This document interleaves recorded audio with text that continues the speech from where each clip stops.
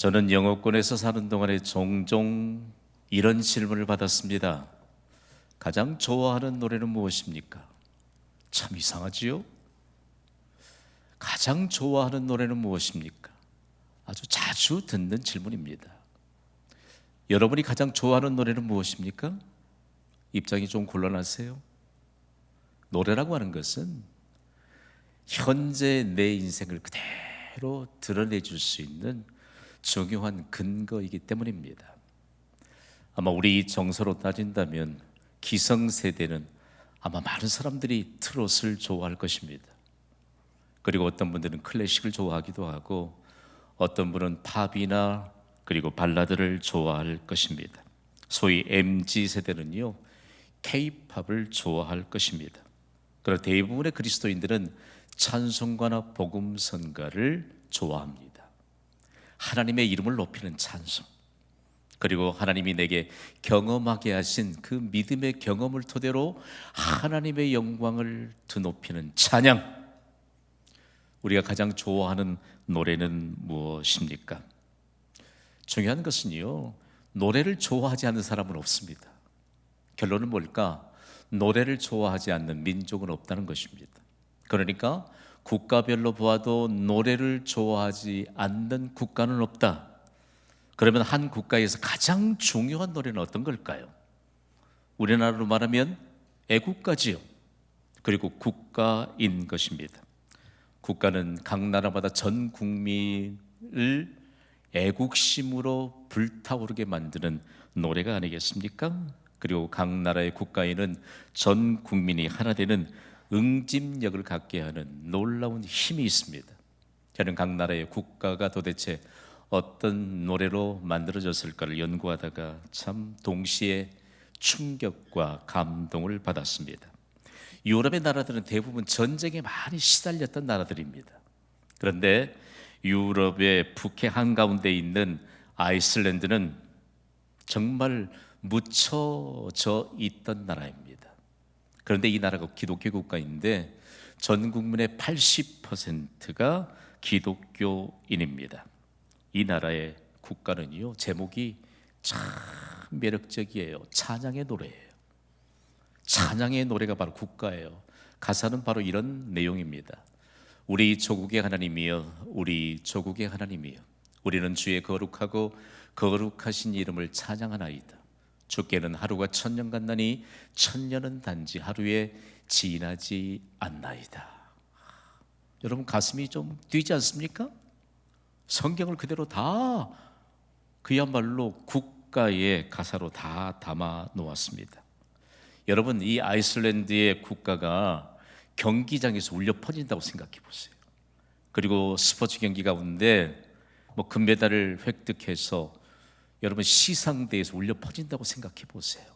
여러분, 하나님의 권위와 영광이 선포되는 것 아니겠습니까? 북유럽 등 주요 나라에서는요, 대단히 중요한 기독교적인 역사에 대한 근거를 국가의 가사로 담고 있습니다. 스웨덴 국가의 사절은 참으로 그 가사가 감동적입니다. 함께 읽어볼까요? 시작. 하나님과 함께 나는 싸우리, 가족을 위해, 사랑하는 조국 스웨덴을 위해, 세상에서 내가 못할 게 없네. 이 국가를 전 국민이 함께 부르는 그 장엄한 현장을 한번 그려보시기 바랍니다. 더욱이 기독교 국가로 알려진 스위스의 국가 1절은 찬송가의 가사라고 해도 무방할 정도입니다. 함께 읽어보시죠. 시작. 아침 하늘이 햇살로 우리를 감쌀 때 주께서는 그 빛 속에 나타나시네.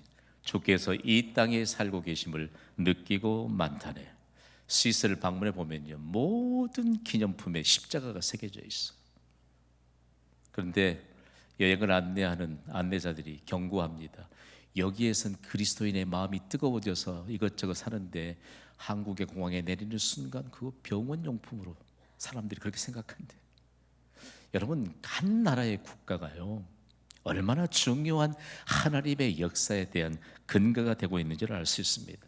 더욱이 국가 자체를 찬송가의 곡을 그대로 가져와서 가사만 붙여진 국가도 있습니다. 독일의 국가 반주는요 찬송가 210장입니다. 시온성과 같은 교회, 독일 국가가 연주되는 걸 보면 그 곡이 연주되면 가슴이 뛰어요.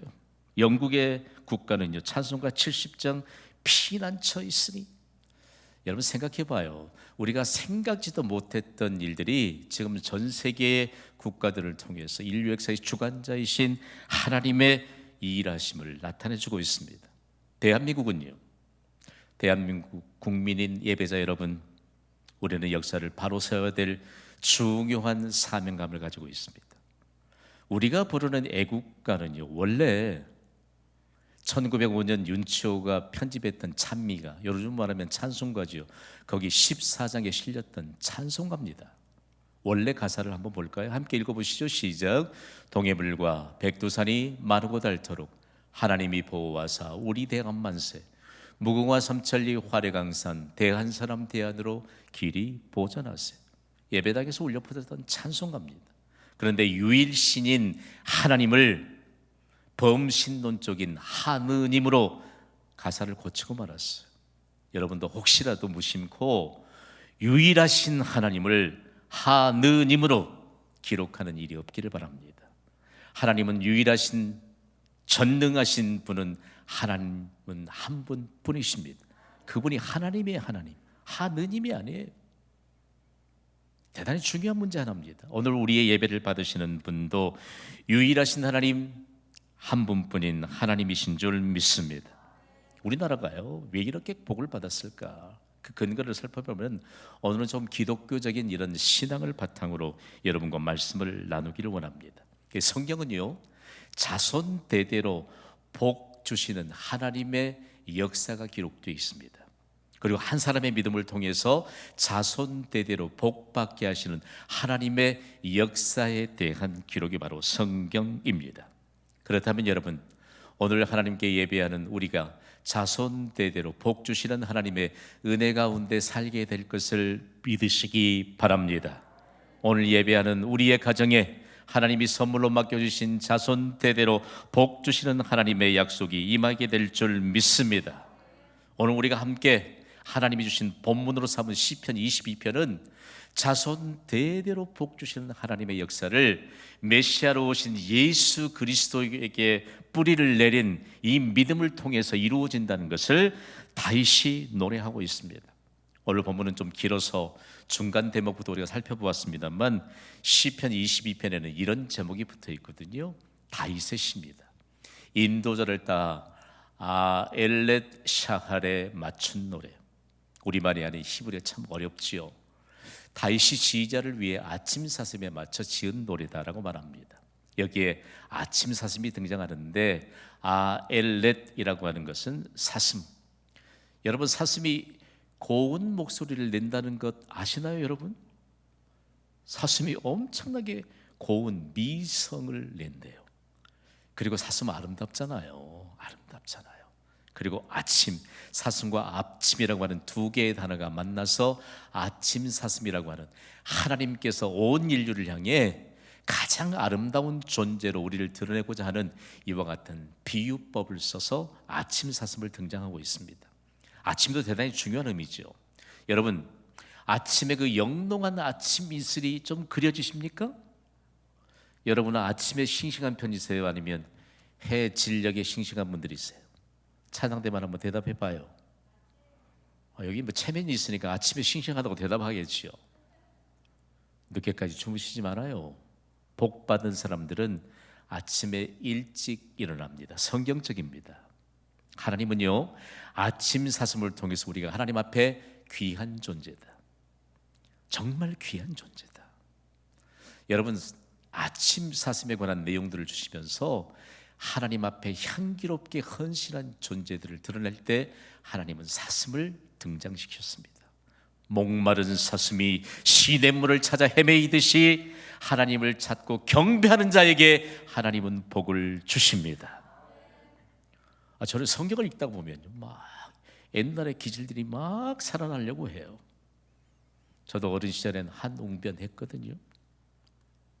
하나님의 말씀인 성경이 우리에게 얼마만큼 하나님의 장엄하고 위대하고 모든 문제의 해결자이신 것을 예배 시간마다 하나님이 선포하도록 우리를 이곳에 부르신 줄 믿습니다.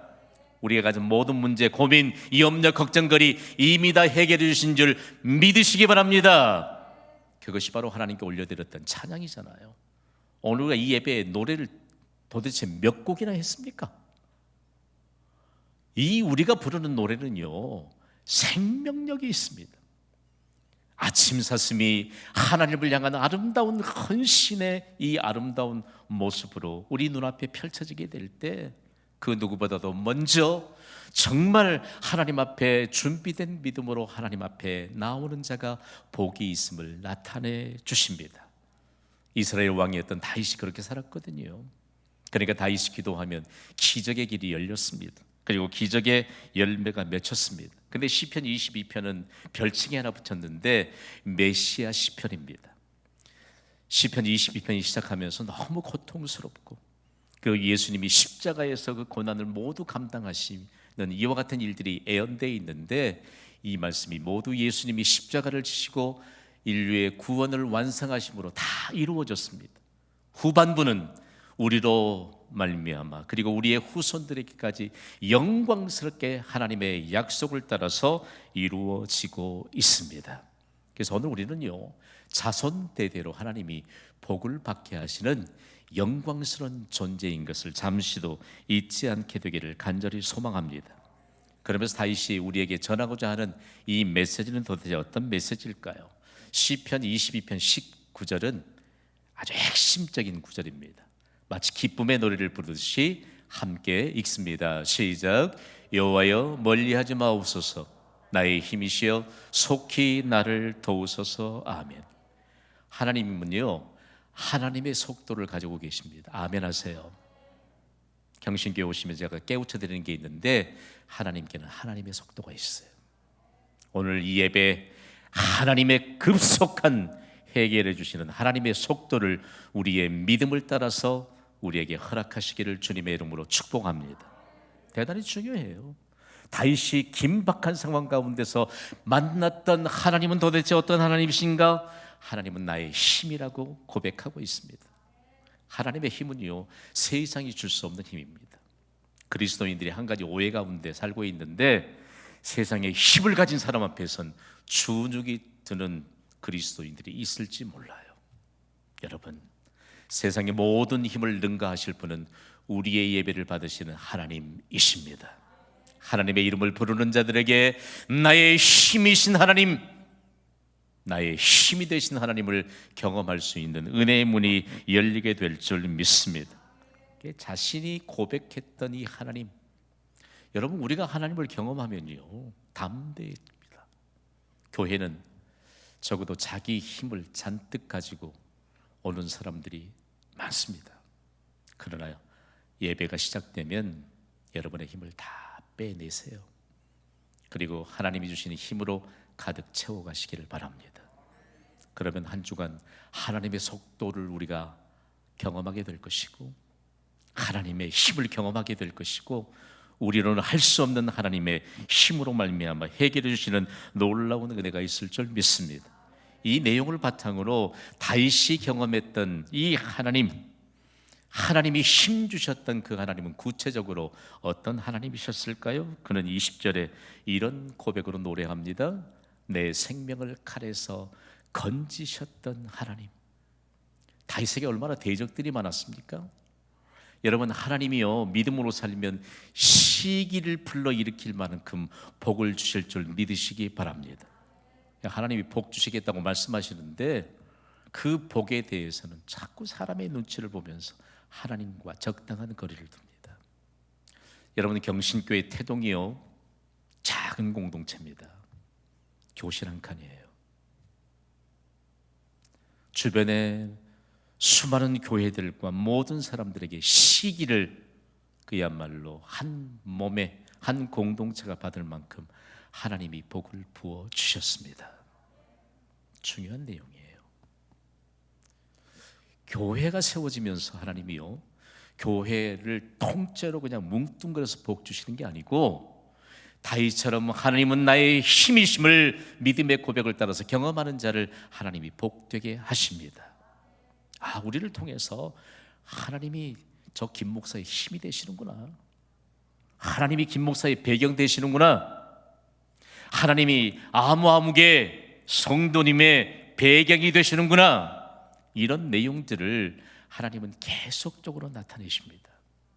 오늘 그렇다면 내 생명을 칼에서 건지셨던 하나님, 성경에는요 지나칠 만큼 다윗이 대적들이 칼로 다윗의 생명을 해치려고 할 때 순간 하나님은 힘을 동원시키셔서 다윗의 생명을 보호해 주시고 주의 천사를 동원시켜 주셔서 생명을 안전하게 보호하시면서 승리케 하셨던 하나님의 손길을 나타내 주십니다. 더욱이 다윗은요 억울할 때도 있었고 답답할 때도 있었고 질병으로 인해서 몸소 병상에 누워있을 때도 있었지만 그는 하나님 앞에 결코 낭망하지 않고 기도하고 노래하고 찬송했습니다. 죄송합니다. 시편의 시는 모두 노래요, 노래는 모두 찬송이에요. 그리고 경험된 믿음의 고백을 통해서 하나님의 이름을 높였던 찬양입니다. 다 똑같아요. 음악을 창조하신 분은 하나님이신 줄 믿습니다. 하나님이 말씀으로 세상을 창조하시면서 매일매일 창조 사역을 마치시면서 하나님 보시기에 좋았더라. 그게 음악의 시작이에요. 그게 노래의 시작이에요. 그게 모든 노래의 가사의 시작입니다. 그러므로 우리의 인생에 하나님으로부터 비롯된 은혜가 있는 것은 우리가 얼마만큼 차원이 다른 노래를 부를 수 있는가에 관한 구체적인 근거입니다. 다윗은 21편의 21절에 이런 고백을 합니다. 주께서 내게 응답하시고 들소의 뿔에서 구원하셨나이다. 아멘. 시편 22편에는 그 아름다운 향기로운 헌신의 모습, 정말 영광스러운 존재로 아침 사슴을 드러내는데 다른 짐승들을 드러냅니다. 개도 그리고 사자도 들소도 모두 악의 세력을 상징합니다. 그리고 이들에게 있어서 강력하게 다가오는 이미지는 먹이를 물고 뜯는 것입니다. 여러분 잘 생각해 보세요. 그리스도인은 일평생을 사는 동안 하나님 앞에 향기로운 헌신으로 모든 사람의 눈에 빨려 들어올 만큼 아름답고 영광스럽고 향기로운 인생으로 보여지는, 하나님이 주신 특별한 이미지로 보여주는 인생을 살아야 할 줄 믿습니다. 행이라도 여러분 물고 뜯지 마세요. 우리가 오늘 복받는 국가를 만들 수 있는 것, 오늘 우리의 가정을 복받는 가정으로 만들 수 있는 것은요, 여러분 세상의 모습들이 우리를 통해서 정화되고 그리고 영광스러운 존재인 아슴사슴처럼 모두를 아름다운 존재로 드러내는 데 있다는 사실들을 잠시도 잊어서는 안 될 것입니다. 다윗의 특징은 그는 절망 속에서도 기도했고 언제나 기도할 때마다 하나님이 응답해 주셨습니다. 어떨 땐 다윗이 기도하는데요 울면서 기도해요. 그런데 국가적인 비전을 보여주시고 전 세계적인 비전을 보여주십니다. 그리고 자손 대대로 하나님이 약속을 보장해 주십니다. 오늘 본문이 바로 다윗에게 주신 전 세계적인 비전입니다. 이 본문을 좀 더 깊이 묵상해 보면요 너무 답답한 때입니다. 너무 고난이 계속될 때 오히려 그는 전 인류의 구원자이신 메시아에 관한 비전을 본 것입니다. 그러니까 다윗이 보았던 비전이 메시아이신 예수 그리스도를 통해서 그대로 이루어졌잖아요. 너무 답답하고 너무 고통스럽고 너무 질병의 고통이 무거워서 하나님 앞에 신음을 내며 기도했는데, 신음을 내며 노래했는데 전 세계적인 비전을 다윗에게 보여주셨습니다. 오늘 본문의 절정은 시편 22편 27절 말씀입니다. 기쁨의 노래를 부르시 함께 읽습니다. 시작. 땅의 모든 끝이 여호와를 기억하고 돌아오며 모든 나라의 모든 족속이 주의 앞에 예배하리니. 아멘. 여러분 세상의 모든 것은 영원하지 않습니다. 그러나 하나님이 최고의 영광으로 받으시는 예배는 영원한 줄 믿습니다. 이 땅에 사는 동안 하나님은 우리에게 건강도 맡겨주십니다. 물질도 맡겨주십니다. 재능도 맡겨주십니다. 그러나 영원한 하나님의 나라에 들어갈 때는 아무것도 가져갈 수 없습니다. 오직 영원한 예배만 가져갈 수 있습니다. 우리의 자손들에게 이 예배만 물려주면 됩니다. 우리의 자손들이 예배를 영적인 유산으로 받으면 자손 대대로 복 주시는 하나님의 은혜 가운데 살 수 있습니다. 여기에 세상을 창조하신 하나님의 목적, 여기에 세상에 교회를 세우신 하나님의 목적, 우리를 하나님의 뜻과 시간표를 따라서 우리를 만드신 하나님의 목적이 다 담겨 있습니다. 더욱이 우리의 가정에 선물로 주신 자녀들과 자손들에 관한 모든 목적이 담겨 있습니다. 그래서 우리는 결론적으로 이런 메시지를 받습니다. 다 함께 선포합니다. 자손이 대대로 복받는 나라 되게 하소서. 시작. 대대로 복받는 나라 되게 하소서. 아멘. 자신의 목소리로 한번 크게 선포해봐요. 시작. 자손이 대대로 복받는 나라 되게 하소서. 아멘. 우리의 입술에 자손이 복받을 수 있는 하나님의 메시지, 하나님의 기대치를 담아두십니다. 대단히 중요해요. 우리 자손이 잘 되기를 바라지 않는 사람 한 사람도 없습니다. 그러나 복의 주관자여 복의 근원은 오늘 또 우리에게 말씀으로 보장해 주시는 하나님이심을 믿습니다. 날마다 기록된 말씀으로 큐티하는 교회인 경신교회를 섬기게 된 것은 특별한 은혜인 줄 믿으시기 바랍니다. 한국교회를 좀 돌아봐야 되지 않겠어요? 과연 한국교회는 자손대대로 복받게 하시는 하나님의 역사에 증거가 있느냐라고 하는 말씀입니다. 있습니다. 가장 뚜렷하게는 6.25 한국전쟁을 통해서 전 세계적으로 자손대대로 복받게 하시는 이 믿음의 내용들이 전달되고 증명되었습니다. 해마다 6월 25일이 다가오면 마음이 너무 아파요. 민족의 아픔을 알기 때문입니다. 다가오는 6월 25일은 6.25 한국전쟁 72주년이 되는 날입니다. 명백한 남침입니다. 동족상잔이 되었던 6.25 한국전쟁은 우리 민족에게 지울 수 없는 아픔의 상처를 남겼습니다. 아니요, 우리나라를 도왔고 6.25 한국전쟁을 지원했던 수많은 나라들에게도 지울 수 없는 아픔을 남겼습니다. 미국인들 가운데 한국전쟁에 기억되는 인물이 누구냐 물으면 미국의 대통령을 지냈던 아이젠하워 아들이 한국전쟁에 참전했다가 목숨을 잃었습니다. 뚜렷하게 기록하고 있는 인물 중에 한 사람입니다. 우리 민족은 뿔뿔이 이산가족이 되어서 흩어지고 말았습니다. 전쟁의 폐허 속에서 백성들은 굶주림에 허덕여야 됐습니다. 치독스러운 가난은요, 신라 같은 희망마저도 모두 빼앗아가 버렸습니다. 6.25 한국전쟁으로 인해서 황폐되어 비참했던 시대에 수많은 국민가요가 만들어졌습니다. 사실상 전쟁 가요입니다. 전우여 잘 자라, 전우의 시체를 넘어 앞으로 낙동강아 자리가라 우리는 전진한다. 저희 노래 다 가사 하나도 안 틀리고 부를 수 있어요. 다음으로는 굳세어라 금수나, 눈보라가 휘날리는 바람찬 흥남부두에 목을 놓아 불러봤다 차자를 봤다. 이 노래도 다 저 부를 수 있습니다. 저는 국제시장으로 하는 영화를 보면서 얼마만큼 뼈저리게 그 한국 전쟁의 아픔 그리고 치유에 대한 내용이 얼마나 중요했다는 것을 알 수 있습니다. 단장의 미아리국에 언젠가 한 가수가 이 노래를 부르면서 미소 짓고 부르더라고요. 미아리 눈물고개 이미 넘던 이별고개를 미소를 짓고 불러요. 채널 돌려버렸습니다.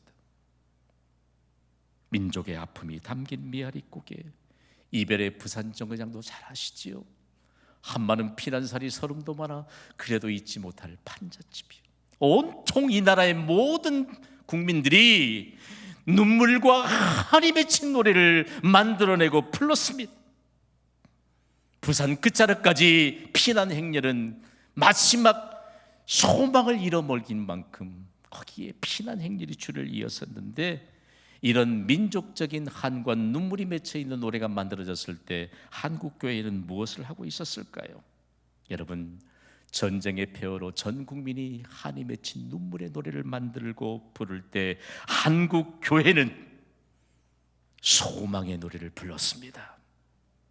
한국의 역사 가운데 부산 초량동 교회 장로였던 양성봉 경남지사는요, 매일 250명의 교역자들이 쉬지 않고 하나님 앞에 찬송하고 기도하도록 초량동 교회의 모든 것을 다 예비하고 준비해 주었습니다.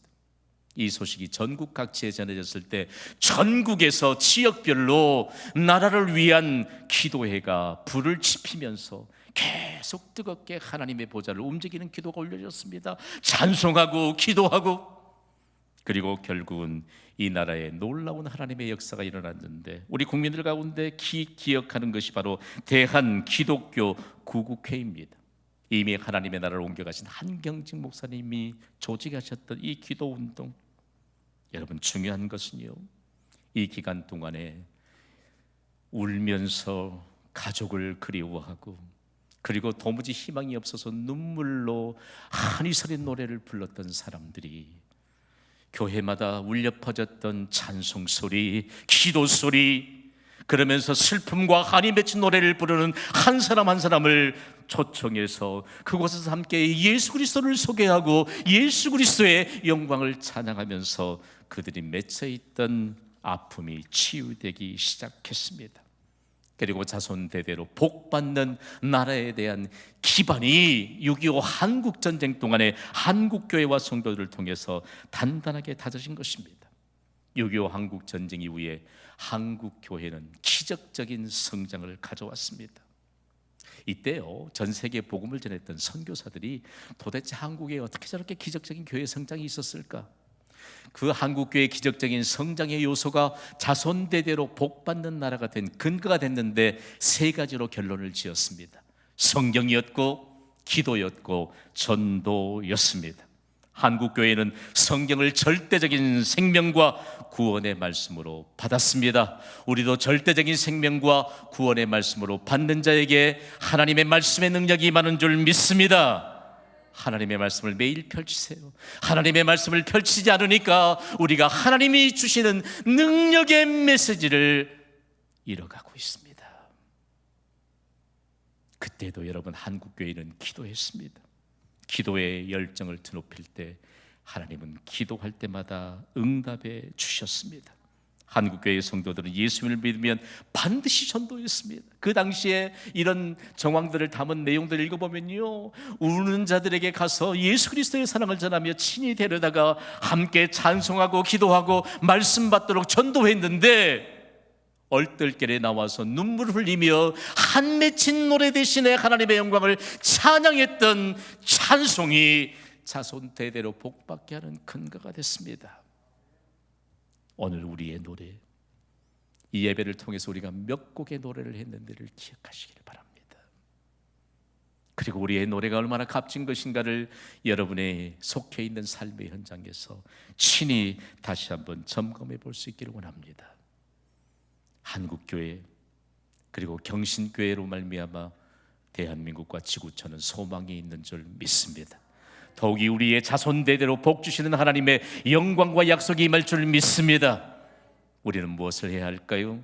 우리 그리스도인 된 우리의 나라 사랑을 무엇으로 증명해야 될까요? 우리 다 함께 선포합시다. 다시 성경을, 다시 기도를, 다시 전도를 기도합시다.